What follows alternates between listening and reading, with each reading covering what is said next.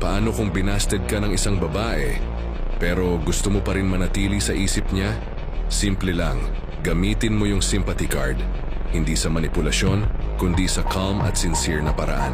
Pero bago ang lahat, comment ka muna ng Dark Psychology para malaman ko kung ready ka na sa next video ko. Pwede mong sabihin, honestly, akala ko may naramdaman ka rin. Kasi the way you gave me your time and attention, parang more than just friendship. Siguro na misread ko lang, and that's okay. Boom! Reflection agad yun. Pero hindi ka titigil doon.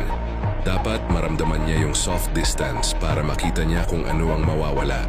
Sabihin mo rin, alam mo, I wasn't even sure about my own feelings pero yung kindness mo, ibang klase. Rare siya. And I genuinely value that. Maybe it's best we stay friends pero I'm glad we had this clarity. And that's it. Wala kang puwersa, wala kang pagmamakaawa. Pero iiwanan mo siya ng impression. Maiisip niya, he's genuine. He's mature. Maybe I just let go of something rare. Ganito ka magstay sa isip niya, hindi sa pressure kundi sa grace.